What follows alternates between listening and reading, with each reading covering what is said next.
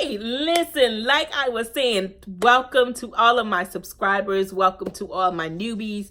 Thank you so much for rocking with me. It's been a joy having you here. Listen, today we're talking all about how to stop being indecisive. Just make a decision already. Listen, if you are new here and you don't know who I am LaTersa, and I am here to be a catalyst to help you live your best life ever. Yes, live your best life ever. So today, get your pen and paper because I have mine. The first way to stop being indecisive is be okay with making a decision. Even if you find out down the road it wasn't the best decision for you, be okay with making a decision, because when you don't make a decision, it's still a decision. So be okay with making a decision. Trust yourself enough to know that you have your best interests in heart. I always jump the gun. And number 2 on how to stop being indecisive is trust yourself to know that you want the best for yourself. Trust yourself to say, you know what? I think this is a good idea. I think this is a good decision for me. For me and my family, I think this is a good decision. And I'm going to do this. Even if you turn out and it wasn't the best, you can feel good knowing that you made the decision and you didn't listen to 50 million people. You didn't call your mama. You didn't call your daddy. You didn't call your hubby. You made the decision based on how you feel, what you feel was best for you.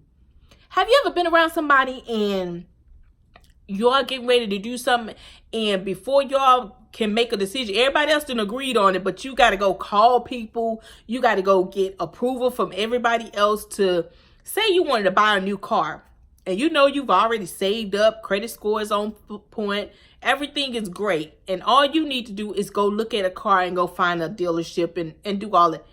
But you start second guessing yourself, and you got to call your friends, and they tell you, and a lot of people, they telling you their answer based on their experience.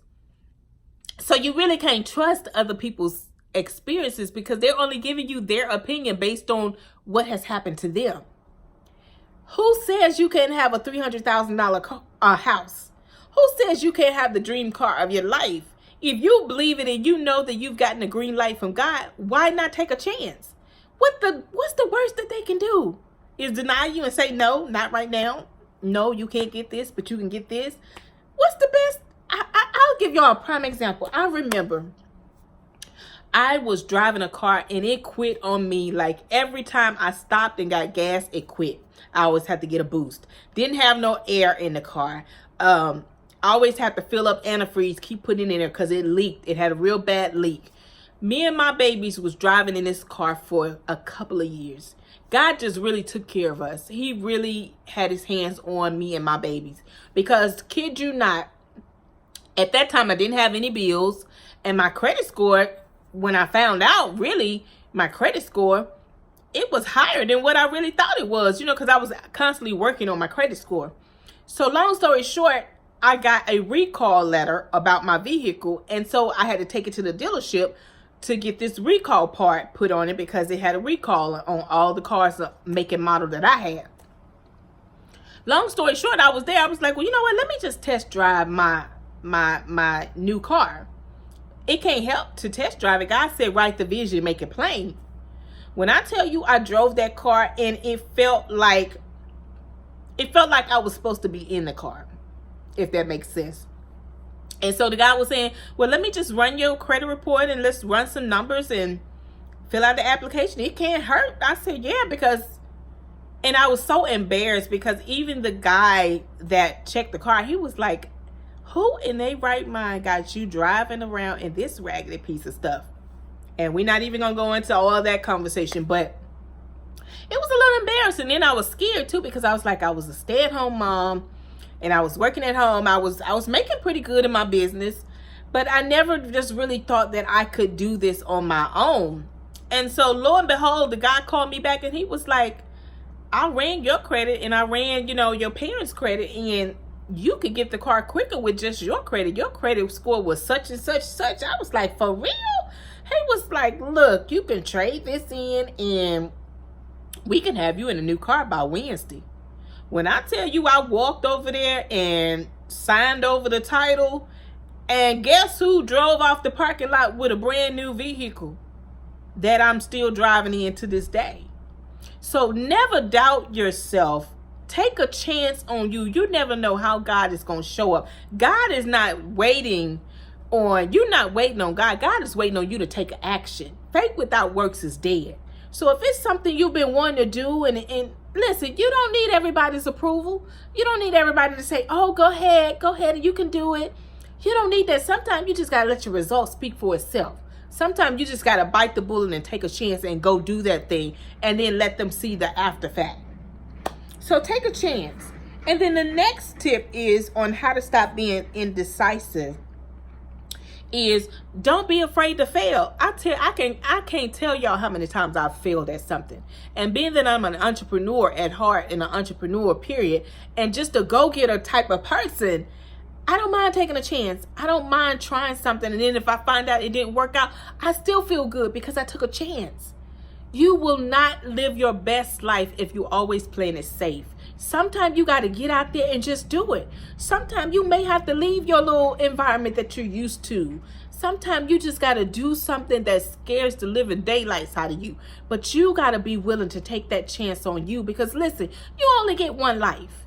And when that life is over, it's no going back, getting redo-overs and all that stuff. Take a chance. Make a decision today that you're going to do something that your future self would thank you. Even if it's just your future self a couple of hours from now. If you've been wanting to release weight, what's stopping you from going to get a membership? What's stopping you from working out from YouTube? If you can't afford it, what's stopping you from working out on YouTube? You got to do something. What's stopping you from cooking healthy meals? Even if you don't like to cook, they have Hello Fresh and all that kind of great stuff where the meals are prepared for you. Healthy meals. What's your excuse from taking a chance on you? You can't always get people to agree with what your life choices are. You got to be okay with making decisions that are best to you. Now, will they be good for everybody else? Probably not. But that's not your problem. And then the last and final tip is you are in control and only of you. You can't control nobody else. You can't control people. You can't really even control your kids because they have their own mind. You can control them to a certain degree, but at the end of the day, you're not with them 24/7. So you have to trust yourself that you're imparting things that are great for their lives, that you are putting the best inside of them, that you're putting the word of God in them. And when they go out, then when they are not around you, you have to trust yourself to know that you doing the best that you can. So listen, I hope today that I said something blesses you, inspire you, encourage you to be the best that you can be. And I'm always looking at my notes. That's why I keep looking down. But I want you guys to understand that it is possible to live your best life, but you have to be willing and have to understand and know how to make a decision. Like I said, even if you don't make a decision, that's still a decision. So listen, go out today, have an amazing day. Be okay with being the woman that God created you to be. And for those amazing men that may be watching, be okay with being the man that God created you to be. Will everybody like it? Probably not. But be okay with what you see in the mirror. And that's a reflection of your beautiful self. God bless you.